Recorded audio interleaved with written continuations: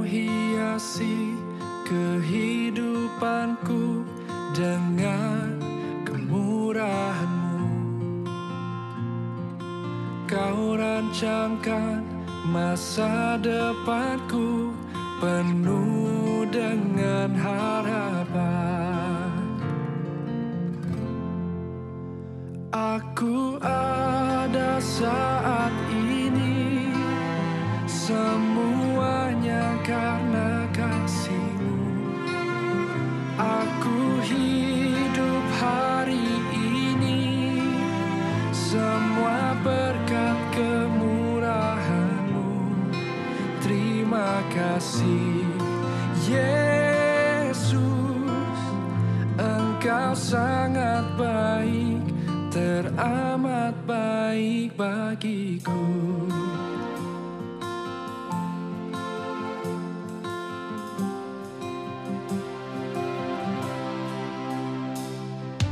Kau hiasi kehidupanku dengan kemurahan-Mu.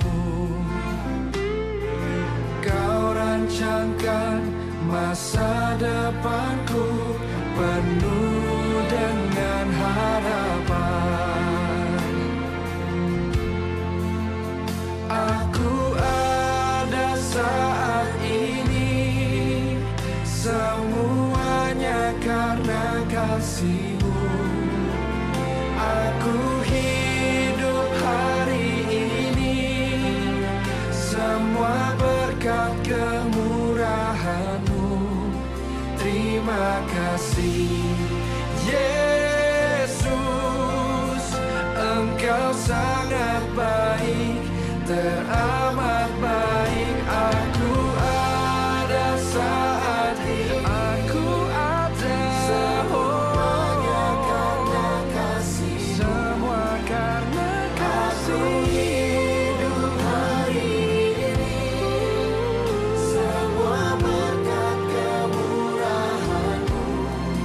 Terima kasih Yesus, Engkau sangat baik, teramat baik bagiku. Kami hidup hanya kemurahan-Mu Tuhan.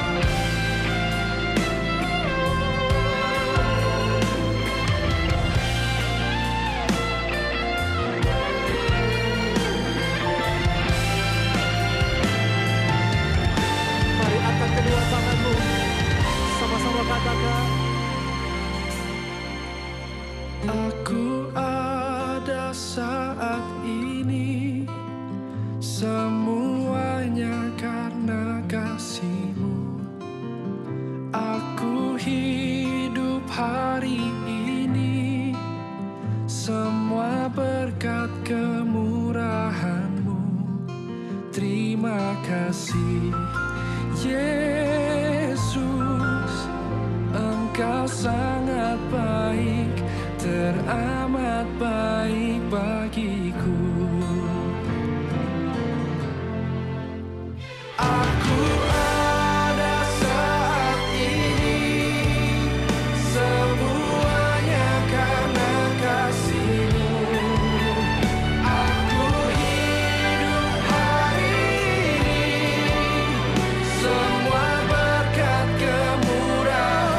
Terima kasih Yesus. Terima kasih, terima kasih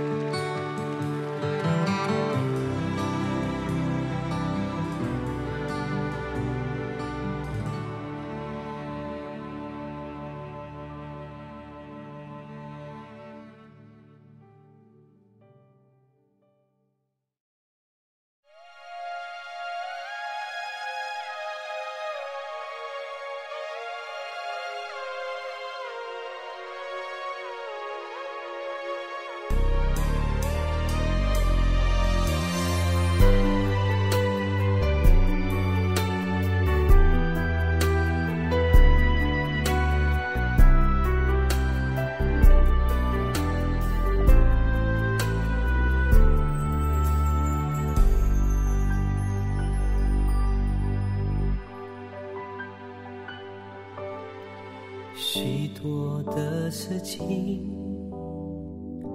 是我不能够了解的。为什么呢？一定会发生在自身的生活之中。有一件事情是我放在内心之中，不可能发生了任何事，没有我神的立场。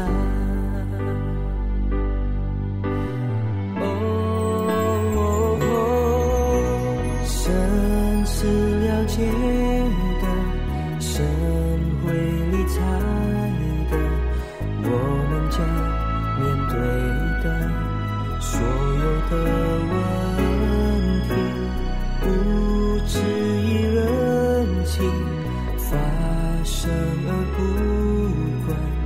我虽然独自奋斗，但是神是了解的。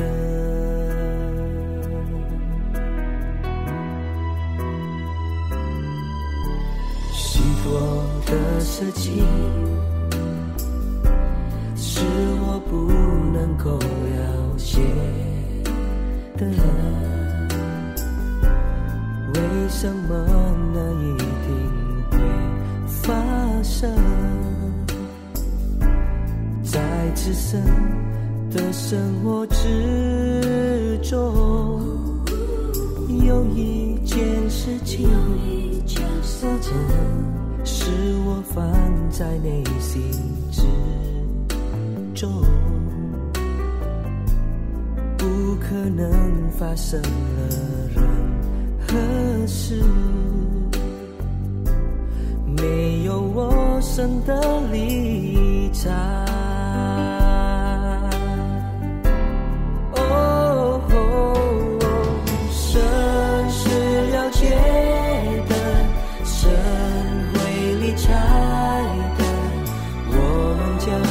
面对的所有的问题，不质疑人情发生而不管。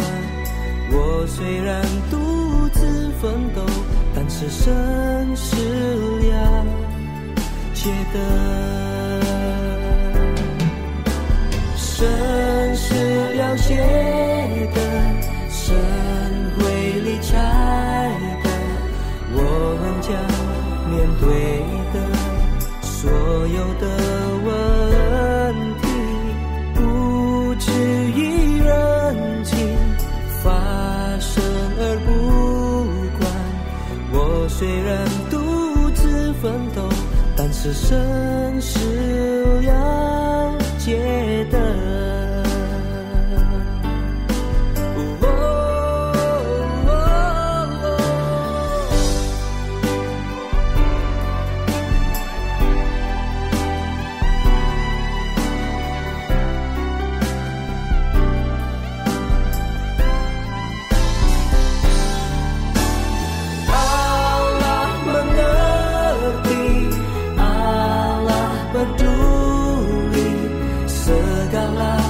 Persoalan yang kita hadapi tak akan pernah dibiarkannya ku bergumul sendiri, sebab Allah mengerti, sebab Allah mengerti. 但是神是了解的，神是了解的。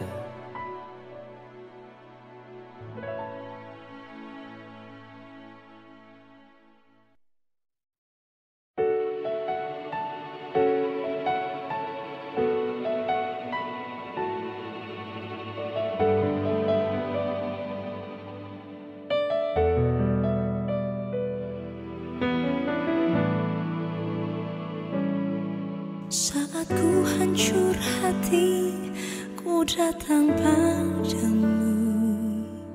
Kau beri kekuatan dan beri penghiburan. Saat tak seorang pun dapat ku andalkan, Kau yang memberi jalan, Kau yang menuntunku.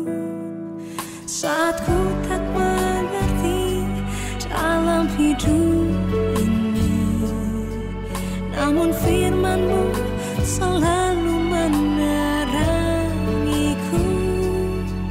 Engkau yang buatku kuat lewati semua.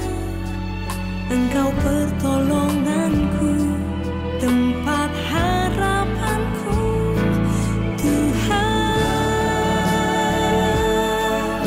Ku percaya janji-Mu dalam hidupku.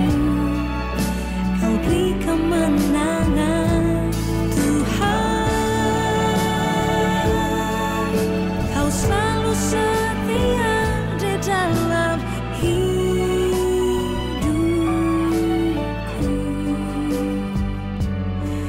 Kau berharga bagiku, Kaulah jaminanku dalam hidupku.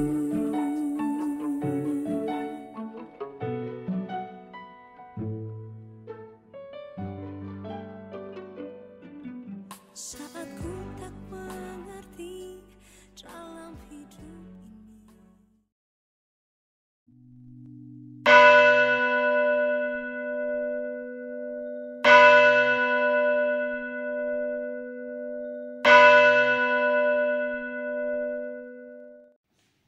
Selamat pagi Bapak dan Ibu, selamat hari Minggu. Sebelum kita beribadah lebih lanjut, mari kita menyiapkan hati kita terlebih dahulu. Mari kita bersaat teduh sebentar.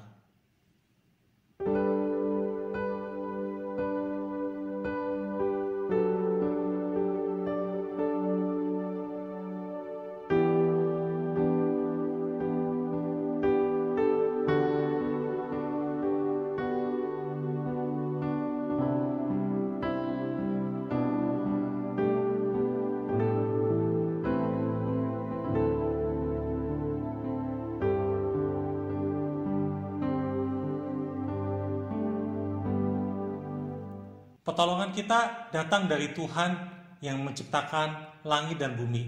Kiranya turun berkat dari Tuhan di dalam ibadah kita hari Minggu ini.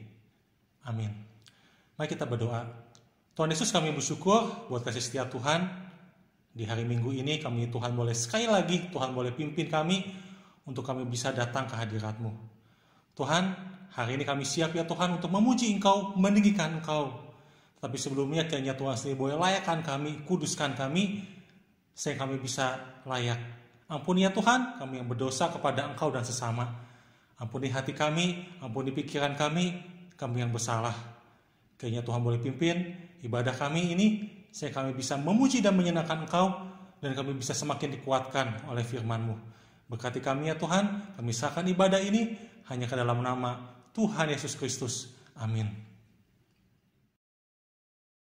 Mazmur 121 ayat 2. Pertolonganku ialah dari Tuhan yang menjadikan langit dan bumi. Kudus, kudus, kuduslah Tuhan, Allah yang Maha Kuasa.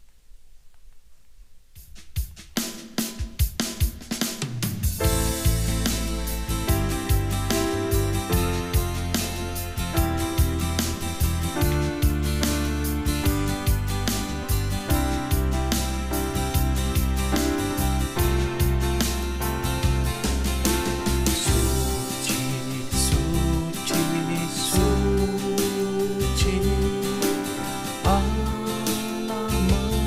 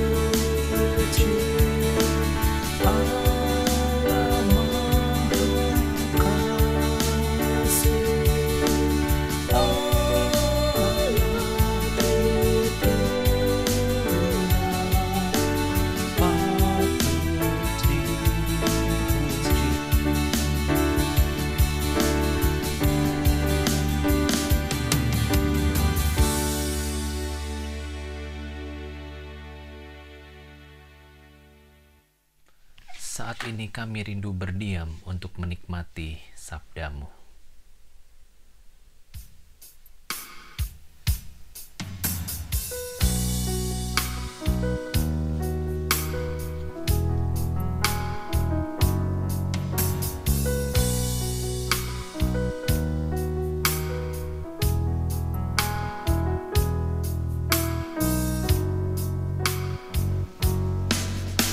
Ku rindu sabda-Mu, ku rindu firman-Mu, firman Tuhan Yesus yang heran dan berkuasa.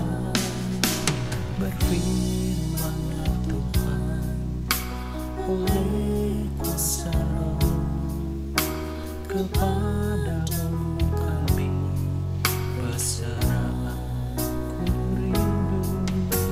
Ku rindu sabda-Mu, ku rindu firman-Mu, firman Tuhan Yesus yang heran dan berkuasa.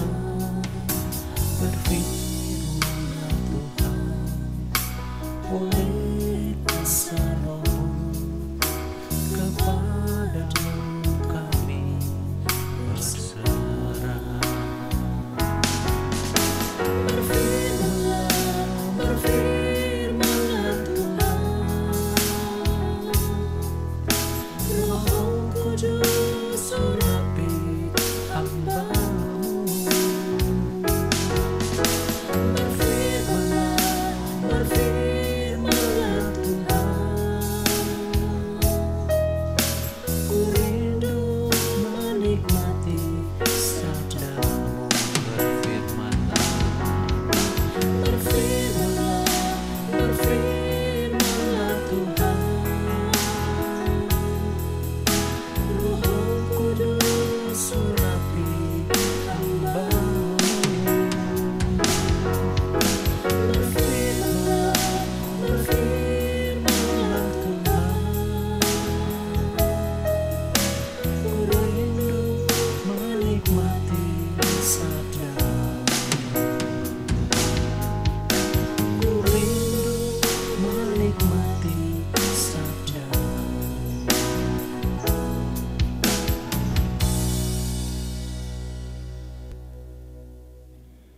Bapak Ibu, mari kita berdoa sebelum kita mendengarkan firman Tuhan. Tuhan, kami mengucap syukur untuk kasih setia-Mu di hari Minggu ini. Tuhan boleh berkati kami sehingga kami bisa datang dan kami mau mendengarkan firman-Mu. Pimpin kami ya Tuhan, kami mau mendengarkan firman-Mu. Kayaknya Tuhan boleh pimpin saya, pimpin juga Bu Sheni yang akan memperterjemahkan. Kayaknya Tuhan boleh pimpin, Tuhan boleh berkati. Berkati juga jemaat-Mu ya Tuhan, kami semua, kami bisa memahami firman-Mu. Buka hati kami, buka telinga kami, sehingga kami bisa paham akan kebenaran firman-Mu. Dalam nama Tuhan Yesus Kristus kami berdoa, amin. Bapak Ibu, tema hari ini adalah Hari Kemerdekaan.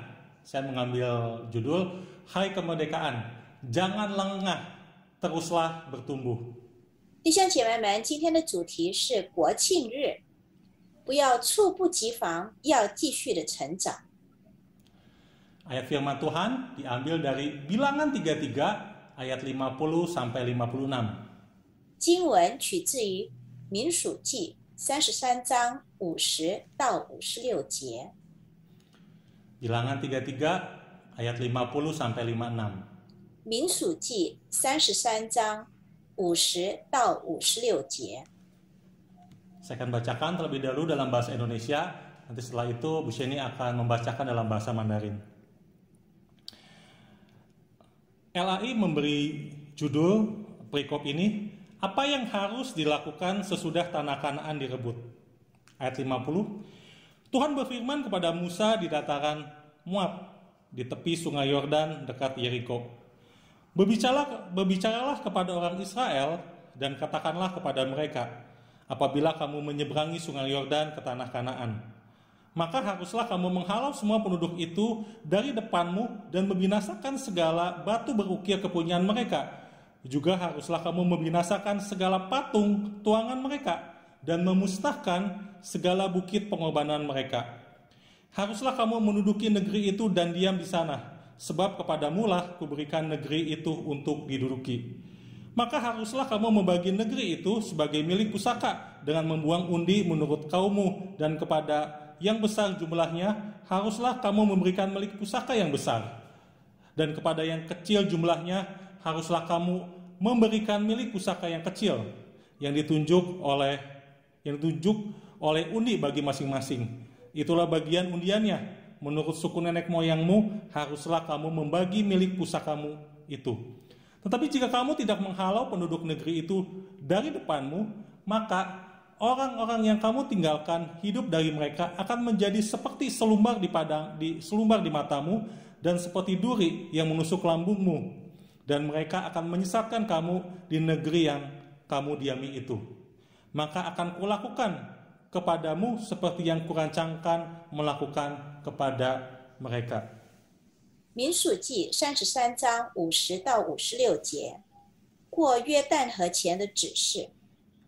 耶和华在摩亚平原约旦河边耶利哥对面晓谕摩西说：“你吩咐以色列人说，你们过约旦河进迦拿地的时候，就要从你们面前赶出那里所有的居民，毁灭他们一切赞成的石像和他们一切铸成的偶像，又拆毁他们一切的丘坛。你们要夺那地，住在其中，因我把那地赐给你们为业。你们要按家世拈阄承受那地，人多的要把产业多分给他们，人少的要把产业少分给他们。拈出何地给何人，就要归何人。你们要按宗族的支派承受。倘若你们不赶出那地的居民，所容留的居民就必做你们眼中的刺，肋下的荆棘，也必在你们所住的地上骚扰他们。而且我素常有意怎样待他们，也必照样待你们。 Bapak Ibu, 2 hari lagi kita akan memperingati Hari Kemerdekaan Indonesia. 弟兄姐妹们，再过2天，我们将庆祝印度尼西亚的独立日。 Berkenaan dengan Hari Kemerdekaan Indonesia, ada pepatah yang berkata, mempertahankan kemerdekaan itu jauh lebih sulit daripada merebut kemerdekaan. 适逢印尼国庆日，有句话说，保持独立要比获得独立更是困难得多。 Bapak Ibu, apakah maksud dari pepatah ini? 这句话是什么意思呢，弟兄姐妹？ Bapak Ibu, pepatah ini ingin memberi pesan bahwa mencapai dan merebut kemerdekaan Indonesia dari tangan penjajah Belanda itu jauh lebih mudah dibandingkan kita mengisi dan mempertahankan kemerdekaan. 这句话想要传达的一个信息，就是说，从荷兰殖民手中达到并且获得印度尼西亚的独立，比起充实以及捍卫独立的权利，更是容易多了。 Bapak Ibu, harus diakui Indonesia memiliki banyak keberagaman. 弟兄姐妹们，必须承认，印尼是多样性的国家。 Indonesia memiliki lebih dari 1.300 suku, lebih dari 700 bahasa daerah, dan ada 6 agama yang diakui di Indonesia. 印度尼西亚拥有1300多个种族、700多个方言，以及6个公认的宗教。 Bapak Ibu, keberagaman ini harus dijaga di dalam persatuan Indonesia. Kenapa? Karena kalau tidak dijaga, maka keberagaman ini dapat memunculkan konflik dan perpecahan.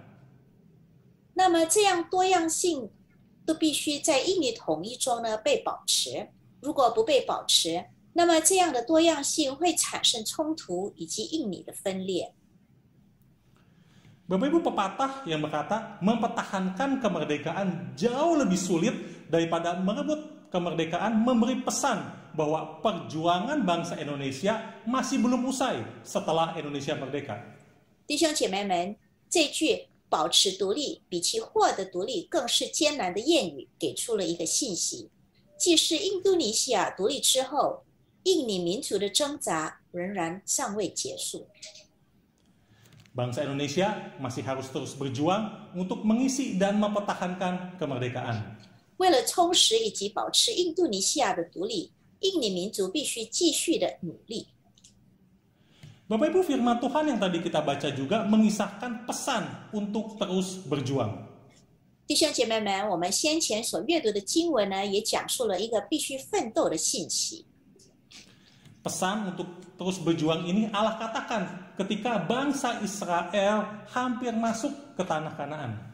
神传达这个奋斗的信息，是当以色列民族进入迦南地的时候。 Bapak Ibu, tanah Kanaan merupakan tanah yang dijanjikan Allah kepada bangsa Israel. 迦南地是神应许以色列民族的土地。 Di dalam kitab Keluaran, kita dapat memperhatikan bagaimana Musa memimpin bangsa Israel keluar dari Mesir menuju tanah Kanaan. 在出埃及记里，我们可以注意到摩西是如何带领以色列民族出埃及地走向迦南地。 Perjalanan menuju tanah Kanaan dijalani bangsa Israel selama 40 tahun. 以色列民族花了40年才走到迦南地。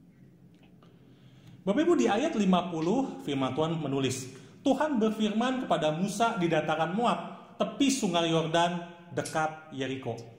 弟兄姐妹们，在第50节里说，耶和华在摩亚平原的约旦河边，耶利哥对面小遇摩西。 Bapak Ibu, dataran Moab di tepi sungai Yordan dekat Yeriko merupakan tempat di mana sebentar lagi bangsa Israel akan memasuki tanah Kanaan, tanah yang telah dijanjikan Allah kepada mereka. 弟兄姐妹们，摩亚平原约旦河边靠近耶利哥，是一个以色列民族将要进入迦南地的地方，是神应许之地。 Bapak Ibu, apakah yang diperintahkan Allah kepada bangsa Israel? 弟兄姐妹们，神对以色列民族吩咐了什么呢？ Yang pertama, bangsa Israel diperintahkan untuk menghalau segala penduduk tanah Kanaan. 首先要赶出那里所有的居民。 Kedua, Allah memerintahkan supaya bangsa Israel membinasakan segala batu berukir, patung tuangan, dan memusnahkan segala bukit pengorbanan. 第二个，神对以色列民族吩咐了说，要毁灭一切赞成的石像，一切铸成的偶像，以及拆毁一切的丘坛。 Yang ketiga, bangsa Israel harus menduduki negeri itu dan diam di sana. 第三点，以色列民族要夺取那块地，并且住在其中。 Yang keempat, membagi-bagi tanah Kanaan kepada 12 suku Israel. 第四，要把迦拿地分给12个支派。 Bapak Ibu, Allah memberi peringatan. Kalau bangsa Israel tidak mau menghalau penduduk tanah Kanaan, maka penduduk tanah Kanaan akan menyesatkan bangsa Israel dan Allah akan menghukum bangsa Israel. 弟兄姐妹们，神警告说，倘若以色列民族不赶出迦南地的居民，那么这些居民呢，将会误导以色列民族，神会因此而审判以色列民族。 Bapak Ibu, sungguh menarik perintah Allah kepada bangsa Israel ini. 弟兄姐妹们，神对以色列民族的审判十分的关注。 Allah tidak meminta kepada bangsa Israel gitu ya, setelah bangsa Israel masuk ke tanah Kanaan untuk tidur-tiduran, untuk santai-santai, untuk nganggur, atau untuk pesta pora merayakan keberhasilan.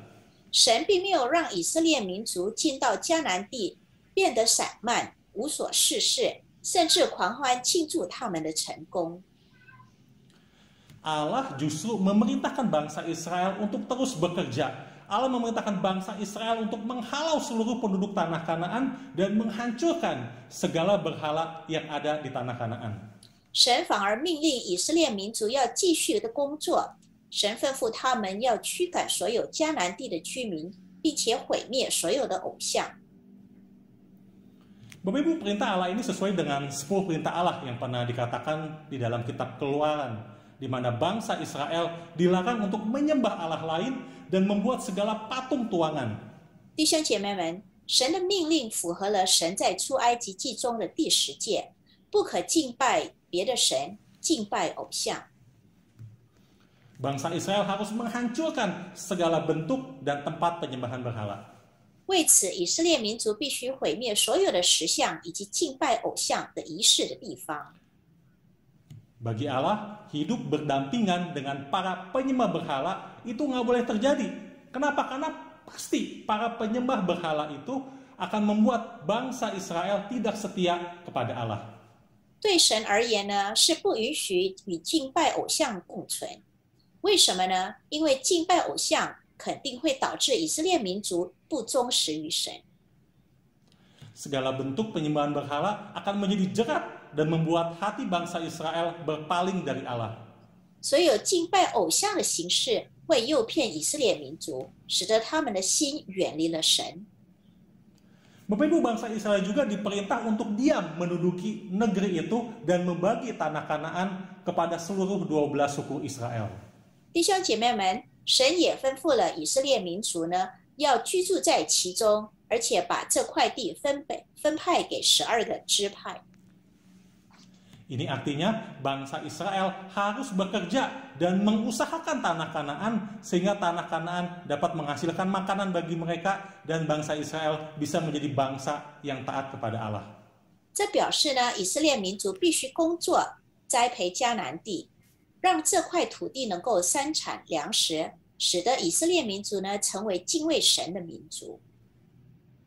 Kehidupan bangsa Israel yang taat kepada Allah punya tujuan. Supaya apa? Untuk menarik bangsa-bangsa lain yang ada di sekitar mereka untuk percaya kepada Allah. 以色列民族忠实的生活呢，为的就是能够让其他的民族也可以前来相信神。 Bapak Ibu, dari kisah bangsa Israel ini kita diingatkan bahwa kita orang Kristen yang ada di zaman sekarang itu tidak boleh berpuas diri setelah kita merdeka secara rohani. 弟兄姐妹们，这个故事提醒了我们。 生活在今天的基督徒不应该在获得属灵上自由以后呢，而感到自满。 Bapak Ibu, orang Kristen merupakan orang yang telah merdeka dari dosa. 弟兄姐妹们，基督徒是从罪恶中获得自由的人。 Kematian Yesus Kristus di atas kayu salib telah mematahkan ikatan dosa. 耶稣基督在十字架上的死，打破了罪恶权势的束缚。 Orang Kristen saat ini adalah orang yang telah diselamatkan. 今天的基督徒是一种从死亡权势中得到救赎的人。 Pertanyaannya sekarang, apa yang harus dilakukan oleh orang Kristen setelah diselamatkan? 问题是说，得到救赎后的基督徒应该做些什么呢？ Apakah setelah orang Kristen diselamatkan, maka ia bebas untuk berbuat dosa? 那么得到救赎的基督徒是否因此就可以自由的犯罪呢？ Bapak Ibu, kalau saya mengajak katekisasi, pasti akan muncul pertanyaan seperti ini. 弟兄姐妹们，我在习道班教导教义的时候呢，会教出这样子的一个问题。 Bapak Ibu, kalau saya mengajak katekisasi, pasti muncul pertanyaan seperti ini. 弟兄姐妹们，我在习道班教导救赎的教义，将会出现这样的问题。 Kok Alek, kita kan orang yang telah diselamatkan Yesus oleh anugerah. 传道，我们是因为恩典被耶稣救赎的人， Kita adalah orang yang telah diampuni Yesus. 我们得到了赦免。 Pertanyaannya, bolehkah setelah saya diselamatkan, saya ini sengaja berbuat dosa? 问题是说，我们受到救赎之后呢，是否可以故意的犯罪呢？ Karena kalau berbuat dosa, ya tinggal minta ampun aja kan ke Tuhan. 因为如果我们犯了罪，只要向神恳求赦免我们。 Bapak Ibu, pertanyaan ini merupakan pertanyaan yang menarik. 弟兄姐妹们，这个问题是很吸引人的。 Memang orang Kristen adalah orang yang telah diselamatkan Tuhan Yesus. 基督徒原本就是得到了主耶稣救赎的人。 Memang orang Kristen adalah orang yang telah diampuni, yang telah menerima pengampunan. 基督徒原本就是已经得到了赦免。 Memang orang Kristen ketika berdosa bisa meminta ampun kepada Tuhan Yesus. 那么当基督徒犯了罪的时候呢，可以恳求神的宽恕。 Tetapi bukan berarti setelah tersedia pengampunan, maka kita boleh berbuat dosa seenaknya. 但但是呢，这并不表示说有了赦免，我们就可以为所欲为的犯罪。 Bapak Ibu, firman Tuhan di Roma 6 ayat 1 dan 2 berkata, "Jika demikian, apakah yang hendak kita katakan? Bolehkah kita bertekun dalam dosa supaya semakin bertambah kasih karunia itu? Sekali-kali tidak. Bukankah kita telah mati bagi dosa? Bagaimanakah kita dapat hidup di dalamnya?" 弟兄姐妹，罗马书6章1至2节，这样怎么说呢？我们可以人在罪中，叫恩典显多吗？断乎不可。我们在罪上死了的人，岂可仍在罪中活着呢？ Bapak Ibu, firman Tuhan ini memberi kita pemahaman bahwa memang Tuhan Yesus telah memberi kasih karunia keselamatan kepada kita. Tetapi bukan berarti itu menjadi sah gitu ya, bahwa kita seenaknya berbuat dosa. 弟兄姐妹们，这段经文呢告诉我们说，尽管主耶稣已经赐下救赎的恩典给我们，实际上我们是不可以随意的犯罪。 Bapak Ibu, dosen di saat pernah membeli ilustrasi demikian. Anggap saja pengampunan dosa dari Tuhan Yesus itu seperti obat merah, dan silet itu adalah perbuatan dosa. 弟兄姐妹们，萨爱神学院的讲师曾经举过一个例子，把主耶稣的赦免当作是红药水，刀片是一种罪过。 Jadi pengampunan dosa itu obat merah, dan silet itu perbuatan dosa. 那么主耶稣的赦免当作是红药水，刀片是一种罪过。 Bapak Ibu, tentu saja ketika kulit kita terkena silet, maka obat merah itu bisa memberi sembuh kepada luka silet itu. 那么当皮肤被刀片割伤的时候呢，那么这个红药水呢，可以让伤口痊愈。 Tetapi bukan berarti gitu Bapak Ibu ya, mentang-mentang ada obat merah yang dapat menyembuhkan luka silet, maka kita seenaknya menyilet-nyilet tubuh kita. 但是呢，并不表示说有可以让伤口愈合的红药水，那么我们就随意的用刀片割伤身体。 Bapak Ibu, saya pikir hanya orang yang kurang waras gitu ya, yang dengan senang hati menyilet-nyilet tubuhnya dan berkata, nggak kenapa-napa, saya menyilet-nyilet tubuh, kan udah ada obat merah yang bisa menyembuhkan saya. 弟兄姐妹们，我认为精神有问题的人呢，才会乐于砍伤自己的身体，并且说用刀片伤害自己的身体是无所谓的，因为有红药水可以愈合伤口。 Demikian juga saya pikir gitu ya, hanya orang sesat yang berkata, nggak kenapa-napa, bikin dosa, kan Tuhan Yesus baik. 那么同样的，我也会认为说，只有误入歧途的人会说犯罪是无所谓的，因为有主耶稣很好。 Tuhan Yesus pasti akan ampuni saya. 主耶稣一定会原谅我。 Bapak Ibu, saya pikir ini adalah pola pikir yang sesat. 弟兄姐妹们，我认为这个是误入歧途的想法。 Bapak Ibu, menjadi orang Kristen, diampuni dosa, diselamatkan, bukan hanya bicara soal masuk surga. 弟兄姐妹们，成为基督徒被赦免了，得到耶稣的救赎，并不只是谈论进入天国罢了。 Memang orang Kristen akan masuk surga ketika mati. 基督徒死后确实是进入天国的。 Tetapi mari kita jangan lupakan bahwa tujuan utama Allah menyelamatkan orang Kristen adalah supaya orang Kristen bisa menjadi wakil Allah di dunia ini. 但是我们不要忘记，基督徒蒙神救赎的主要目的，就是我们要在这个世界上成为神的代表。 Sekali lagi, tujuan utama Tuhan Yesus menyelamatkan kita adalah supaya kita dapat menjadi wakil Allah di dunia ini. 基督徒蒙神救赎的主要目的，就是要我们在这个世界上成为神的代表。 Untuk itu sebagai orang Kristen kita tidak boleh gitu ya, setelah kita diselamatkan, kita duduk diam, menunggu giliran masuk surga. 也因此呢，作为得救的基督徒呢，并不是说静静的坐着等候进入天国。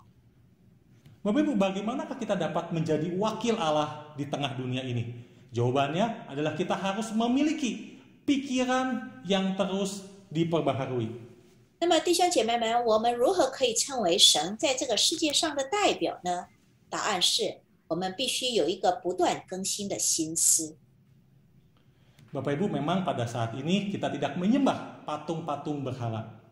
弟兄姐妹们，我们确实在此刻呢，并没有敬拜偶像。 Saya juga kalau besuk ke rumah Bapak Ibu nggak pernah melihat gitu ya secara fisik ada patung-patung berhala. 那么我在探访的时候呢，也并没有看见弟兄姐妹家中呢有任何的石像。 Saya juga tidak melihat Bapak Ibu menyembah patung berhala itu. 同时呢，也没有看见弟兄姐妹们敬拜偶像。 Namun demikian Bapak Ibu bisa jadi gitu ya, meski tidak ada patung berhala yang fisik, tetapi bisa jadi ada patung-patung berhala non fisik yang kita sembah. 那么有可能说，我们今天敬拜非物质的偶像，那么这些非物质的偶像，也就是我们世俗的心态。 Patung-patung berhala non fisik itu adalah pola pikir duniawi. 那么今天我们所敬拜非物质的偶像呢，也就是我们世俗的心态。 Untuk itu, pola pikir duniawi yang selama ini masih ada, yang masih kita anut, harus kita terus ubah. Kita harus terus ubah supaya bisa serupa dengan Kristus. 出于这个原因呢，我们一直要遵循的世俗心态，必须要改成为有如基督的心态。 Bapak Ibu, kita harus belajar untuk bersatu dengan Kristus. 我们必须学习和基督联合。 Kita harus belajar untuk menyukai apa yang Tuhan Yesus sukai. 我们必须学习喜欢主耶稣喜欢的。 Kita harus belajar apa yang Tuhan Yesus benci. 我们必须学习憎恨主耶稣所憎恨的。 Bapak Ibu, di dalam kehidupan kita sehari-hari kita harus terus belajar menjadikan Tuhan Yesus sebagai Allah yang berkuasa, berdaulat, dan yang mengatur hidup kita. 弟兄姐妹们，我们必须不断的学习说，让主耶稣成为有权势、至高无上、可以掌管我们生活的神。 Jadi Allah yang mengatur kehidupan kita, bukan kita yang ngatur Allah. 所以呢，是神掌管我们，而不是我们控制神。 Kalau kita yang ngatur Tuhan Yesus, maka Tuhan Yesus itu tidak jadi Allah, tetapi jadi pembantu. 如果我们控制了神，那么主耶稣就不是神了，而只是一个用人。 Bapak Ibu, orang Kristen bisa menjadikan Allah sebagai pembantu. 弟兄姐妹们，基督徒能够将神当作仆人。 Bapak Ibu, ada dari kita yang di rumah itu punya pembantu. 有的弟兄姐妹们家里呢是有仆人的。 Kalau Bapak Ibu punya pembantu, maka pembantu itu Bapak Ibu haruskan untuk mengerjakan tugas sehari-hari. 那么假使家里有仆人，肯定就会要求仆人做日常的工作了。 Contohnya mencuci baju, mengepel, masak, bersih-bersih rumah. 比如说呢，洗衣服、抹地板、做菜、清理房子。 Nah Bapak Ibu, misalkan ya pembantu Bapak Ibu itu menolak untuk melakukan tugas sehari-hari. Pertanyaannya, apa yang Bapak Ibu lakukan? 假使说这个仆人呢拒绝做这些工作，那么弟兄姐妹们会怎么做呢？ Bapak Ibu mungkin berkata, saya akan PHK aja Pak Alek. 那么弟兄姐妹们也许会这样说：传道啊，我倒不如解雇他吧。 Kebangetan gitu ya, ini pembantu, udah saya upah, tapi dianya nggak mau bekerja. 这个仆人实在是太过分了，给了工钱却不愿意工作。 Atau misalkan pembantu ibu, Bapak Ibu ya sudah mengerjakan 9 tugas sehari-hari, tetapi ia tidak mau melakukan 1 tugas sehari-hari. Maka Bapak Ibu bisa komplain dia. 那么或者说这个仆人已经做了几项任务，但是呢，他做了一整天却不愿意多做一项，因此弟兄姐妹们就向他抱怨。 Bapak Ibu bertanya, kenapa kamu tidak mengerjakan 1 tugas ini? 你为什么不愿意再多做一个呢？ Saya kan sudah upah kamu untuk mengerjakan semua tugas. Kenapa kamu tidak mau mengerjakan tugas ini? 我已经付给你工钱做家里所有的工作，为什么你不愿意再多做一个呢？ Saya percaya misalnya kalau pembantu itu sudah Bapak Ibu kasih tahu berkali-kali, tetapi ia terus segitu, maka Bapak Ibu mungkin akan berkata, saya akan PHK dia aja. 如果说这个仆人呢多次吩咐仍旧不愿改过，那么我们可以就把它解雇了。 Bapak Ibu, orang Kristen itu bisa memperlakukan Allah itu sebagai pembantu. 弟兄姐妹们，基督徒也可以把神视为仆人。 Kita berkata, Tuhan Yesus sudah saya upah. Dengan cara apa? Dengan cara saya melayani Tuhan. Saya memberi persembahan kepada Tuhan. Saya sudah datang ke gereja untuk menyembah Tuhan. 我们会说，主耶稣，我已经侍奉神了，献出奉献，而且来到教会崇拜。 Jadi, karena saya sudah upah Tuhan Yesus, maka Tuhan Yesus harus mengerjakan semua yang saya minta. 所以呢，我已经赏赐给主耶稣，那么主耶稣也应该做我所要求的事了。 Kalau Tuhan Yesus tidak mau mengerjakan satu hal yang saya minta, maka saya akan pecat Tuhan Yesus. Saya akan tinggalkan Tuhan Yesus. 如果主耶稣不愿意做我要求的一件事，那么我就会把神解雇了，我会离开了主。 Bapak Ibu, kita harus bertobat jika kita memiliki pemikiran seperti ini. 弟兄姐妹们，如果我们有这样的想法，我们必须更新我们的思想。 Kita harus ingat firman Tuhan yang ada di Roma 11 ayat 33 yang berkata demikian. Oh, alangkah dalamnya kekayaan, hikmat dan pengetahuan Allah. Sungguh tak terselidiki keputusan-keputusannya dan sungguh tak terselami jalan-jalannya. 我们必须记得经上罗马书11章33节说：“深哉，神丰富的智慧和知识，他的判断何其难测，他的踪迹何其难寻。” Bapak Ibu, ayat ini ingin menegaskan bahwa manusia itu punya pikiran yang terbatas. Apa yang baik bagi manusia belum tentu baik bagi Allah. 弟兄姐妹们，这段经文说，人类的智慧是有限的，对人类有益的，不见得对神是有益的。 Apa yang tepat bagi manusia belum tentu tepat bagi Allah. 对人类是准确的，对神却是未必的。 Kita harus belajar untuk rendah hati dan mengakui bahwa Allah itu Maha Tahu, dan kita juga harus belajar menyerahkan segala permasalahan kehidupan kita kepada Tuhan. 弟兄姐妹们，我们必须谦卑，并且承认神是无所不知的。我们也必须不断的学习，把我们的一生都交给主。 Bapak Ibu, bukan berarti gitu ya, kalau Tuhan Yesus tidak mengabulkan satu permintaan kita, itu maka tandanya Tuhan Yesus tidak sayang kepada kita.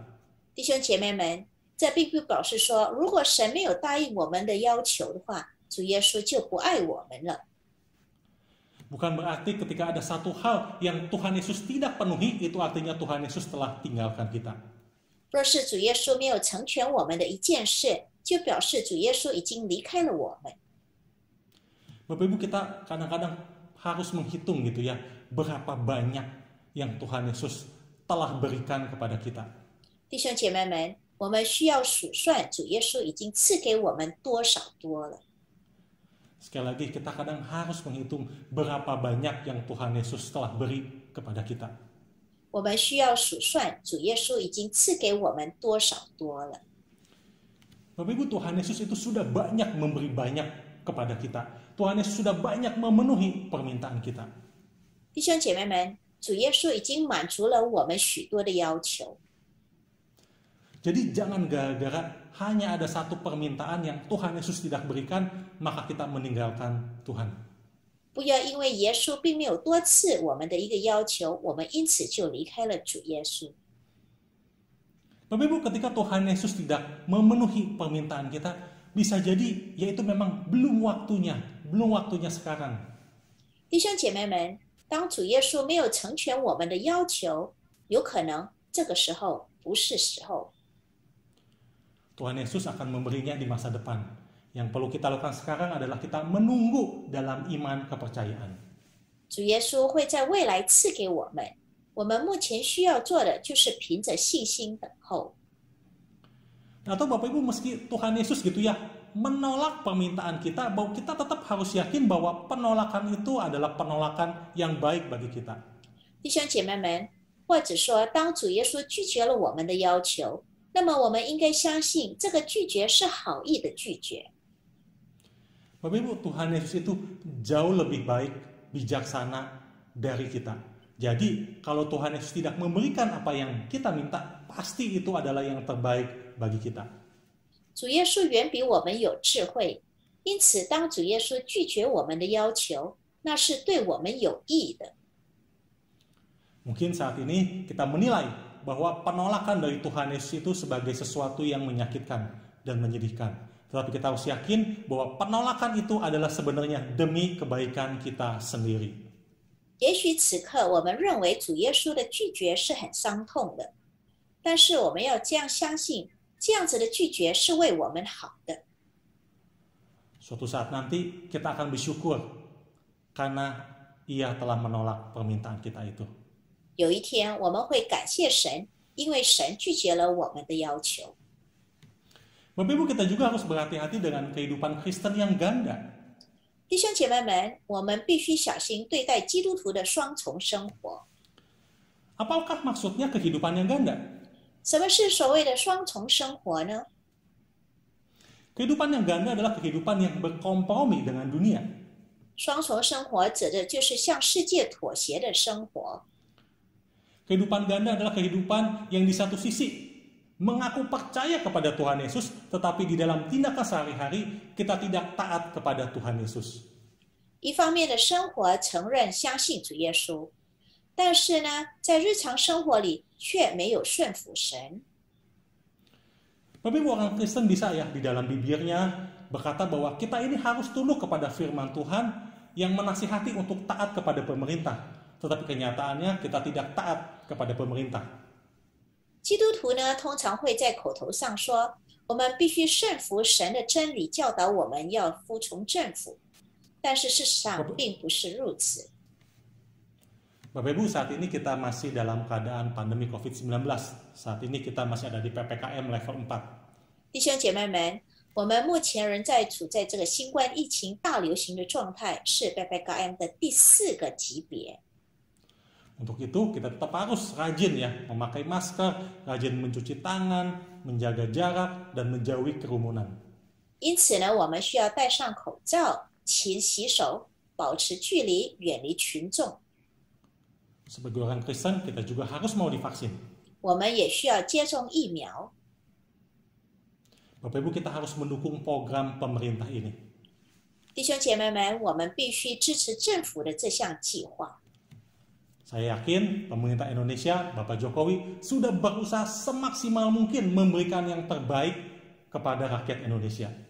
我相信政府佐科威总统也已经全力为印尼人民做最好的政策。 Mari kita dukung kebijakan pemerintah Indonesia ini. 让我们支持印尼政府的政策。 Bapak Ibu, sebagai orang yang sudah dimerdekakan oleh Tuhan Yesus, saya percaya bahwa tingkah laku kita sehari-hari itu penting di hadapan Tuhan. 弟兄姐妹们，作为一个已经被主耶稣救赎的人，我相信每天在神面前的言行举止是很重要的。 Perbuatan baik yang kita lakukan itu penting di hadapan Tuhan. 我们的善行在神的面前是很重要的。 Kepada orang-orang muda yang saat ini berpacaran, firman Tuhan dengan jelas berkata bahwa kita harus menjauhi perbuatan perzinahan. 那么对于正在谈恋爱的年轻人呢，神的真理清楚地告诉我们说，我们必须远离奸淫的生活。 Kalau pacaran, nggak boleh di tempat yang sepi dan gelap. 约会的时候呢，不可以躲在安静黑暗的地方， Nggak boleh cari-cari kesempatan di dalam kesempitan. 不要在逆境中寻找机会。 Buah dari mencari-cari kesempatan di dalam kesempitan adalah malapetaka dan hukuman dari Tuhan. 在逆境中寻找机会的结果是会得到神的惩罚。 Kepada pemuda-pemudi yang hendak menikah, saya menekankan bahwa di dalam pernikahan kita harus paham bahwa melangsungkan prosesi pernikahan di hari H itu jauh lebih mudah dibandingkan kita menjalani kehidupan pernikahan sehari-hari. 对于即将结婚的年轻人，我强调的说，在婚姻里，我们必须明白，在当日进行结婚礼的过程，远比每天过的婚姻生活容易多了。 Atau istilah lain, merebut hati wanita supaya ia mau menikah dengan saya itu jauh lebih mudah daripada mempertahankan kehidupan pernikahan Kristen. 或者换句话说，赢得一个女人的心，让她嫁给我，比每天维持基督婚姻的生活更是容易得多。 Harus diakui, pasangan-pasangan muda yang ingin menikah itu bisa jadi hanya terfokus bagaimana saya bisa melangsungkan proses pernikahan di hari H dengan megah, daripada berpikir bagaimana saya dapat menjalani kehidupan pernikahan dengan baik. 必须承认，将要结婚的青年男女呢，只是专注在我如何能够在当天举办宏伟的婚礼，与其思考我如何能够过好婚姻生活。 Orang muda yang ingin menikah seringkali hanya terfokus untuk mencari jawaban. Di mana menikah? Di hotel atau di gedung mana? Makanan apa yang enak? Pakaian seperti apa yang harus saya pakai? Di pemberkatan di gereja dan di resepsi pernikahan. 那么，想要结婚的年轻人呢，经常只是专注于寻找答案，在哪里结婚，哪个酒店，哪个大楼，哪些食物是好吃的。 在教会或是在办酒席的时候，我应该如何的装扮呢？ Bapak Ibu, suatu kali kami bertemu dengan pasangan yang hendak menikah. 弟兄姐妹们，有一次我们遇见了即将结婚的一对男女。 Saya bertanya kepada mereka, yakin mau menikah? 我对他们说：“你们确信要结婚吗？” Ya, saya bertanya demikian ya supaya pasangan yang hendak menikah ini menyadari bahwa kehidupan setelah pernikahan itu bagaimana. Saya mengajak mereka berpikir bahwa menjalani kehidupan pernikahan itu tidak mudah. Mereka harus mempersiapkan perjalanan kehidupan pernikahan. 那么我如此的问呢，为了就是要让这些结婚的年轻人呢意识到说婚后的生活，我邀请他们来思考，婚姻生活是不容易的，他们必须将他们将要经历的生活旅程必须做好准备。 Ketika saya bertanya, yakin mau menikah, saya itu sebenarnya pengen mereka itu berpikir bahwa mempersiapkan kehidupan setelah pernikahan itu adalah sesuatu yang lebih sulit. Dan mereka jangan hanya terfokus gitu ya untuk menghadapi atau melangsungkan permasalahan di hari H pernikahan. 那么我这样子的对他们说，为的就是让他们呢要思考一下他们婚后的生活，而不只是专注在如何面对婚礼当天的各种问题。 Bapak Ibu, renungan hari ini mengajak kita untuk terus maju, terus berjuang, terus serupa dengan Kristus meski kita sudah percaya. 弟兄姐妹们，今天的反思让我们要不断的前进、奋斗，并且呢，即使我们已经相信，也要不断的像基督一样。 Sekali lagi, renungan hari ini mengajak kita untuk terus maju, terus berjuang, terus belajar untuk bisa terus serupa dengan Kristus meski kita ini sudah diselamatkan. 今天的反思让我们要不断的前进、奋斗，并且即使我们已经相信，也要不断的像基督一样。 Kita terus harus belajar untuk menjadikan Tuhan Yesus sebagai Allah. Kita terus harus memperbaharui pikiran kita. 我们必须学习将主耶稣为我们的神，我们需要更新我们的心思。 Mari kita mengisi hari-hari setelah kita diselamatkan supaya kita bisa belajar untuk selalu cinta Tuhan Yesus. 让我们充实我们的日子，永远的爱我们的神。 Tuhan memberkati kita semua. Amin. Amin. Mari kita berdoa. Tuhan Yesus, kami bersyukur untuk firman-Mu yang menguatkan kami bagaimana kami harus hidup. Pimpin kami ya Tuhan, kami bisa terus berjuang setelah kami percaya. Pimpin kami bisa terus belajar untuk serupa dengan Engkau. Pimpin kami juga Tuhan untuk kami bisa menjadi wakil-Mu di tengah dunia ini. Beri kami kekuatan ya Tuhan. Tuhan, saat ini juga kami berdoa ya Tuhan untuk beberapa jemaat yang masih dalam tahap pemulihan. Kiranya Tuhan boleh berkati sembuhkan Pak Irwan, Bu Ingmai, Koko Cimelia, Mama Bu Maria, Bu Kikim, Bu Wang Cii, dan Pak Limingtong. Sembuhkanlah mereka ya Tuhan dalam tahap pemulihan mereka. Berarti juga kami ini ya Tuhan, ketika kami harus menemani saudara kami yang sakit, anggota keluarga kami yang sakit, kiranya Tuhan berikan kami kesabaran, sehingga kami bisa mengasihi mereka dengan sabar. Kami juga berdoa ya Tuhan untuk kami 1 minggu ke depan, kami yang bekerja, kami yang berdagang, kami yang kuliah, kami yang sekolah, kiranya Tuhan boleh berkati kami. Pimpin kami ya Tuhan, banyak keputusan yang mungkin kami harus buat. Kami memohon hikmat daripadamu. Kami memohon Tuhan boleh berkati kami sehingga kami bisa memilih secara benar. Pimpin kami ya Tuhan, 1 minggu ke depan.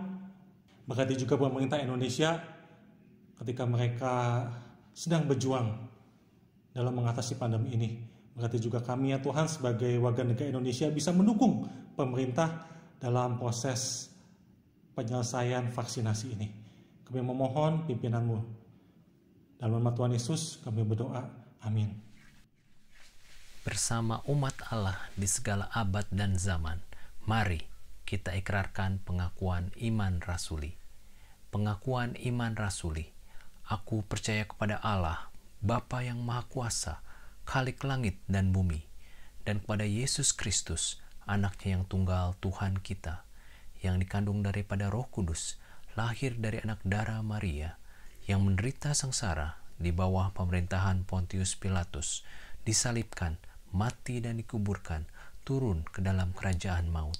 Pada hari yang ketiga, bangkit pula dari antara orang mati, naik ke surga, duduk di sebelah kanan Allah, Bapa yang Maha Kuasa, dan dari sana ia akan datang untuk menghakimi orang yang hidup dan yang mati.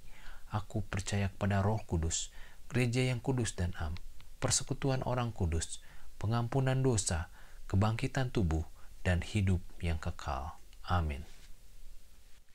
Mulutku mengucapkan puji-pujian kepada Allah, dan biarlah segala makhluk memuji namanya yang kudus untuk selama-lamanya.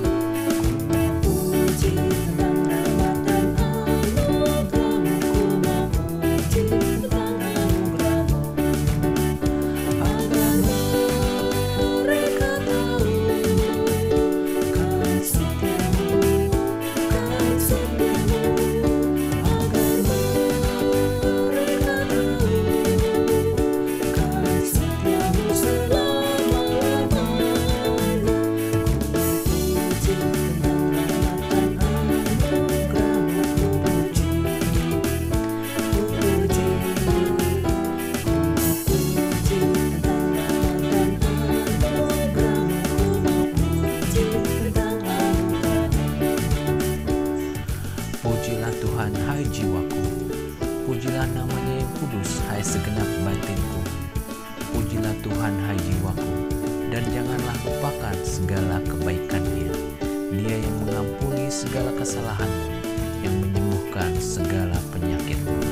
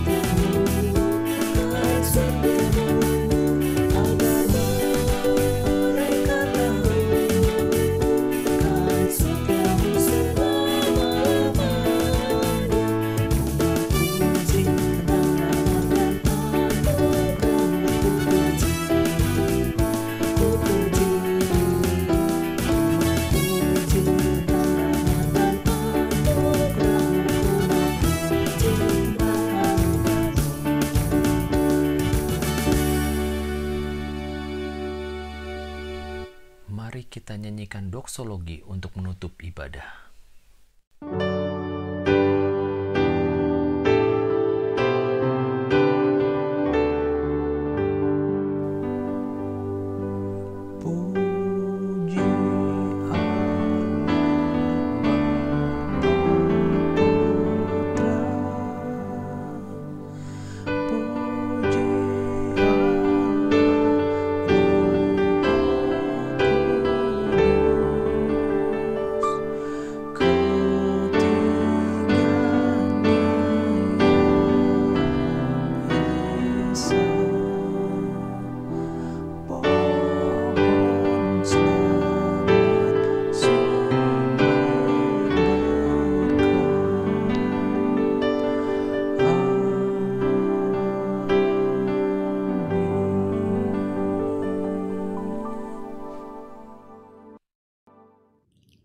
Bapak Ibu, marilah kita kembali kepada aktivitas kita masing-masing dengan terus mengingat kebenaran firman Tuhan yang telah kita dengar dan melakukannya.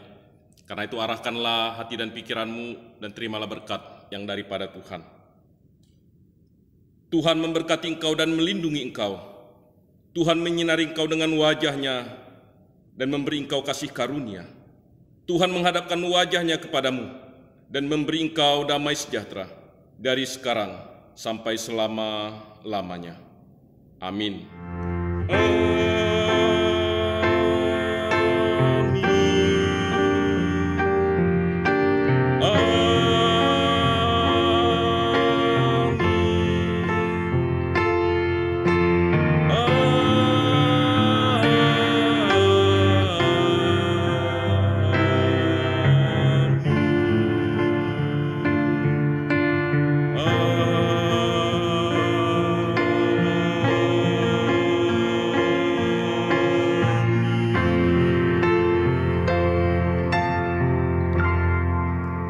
Selamat hari Minggu, Tuhan Yesus memberkati kita.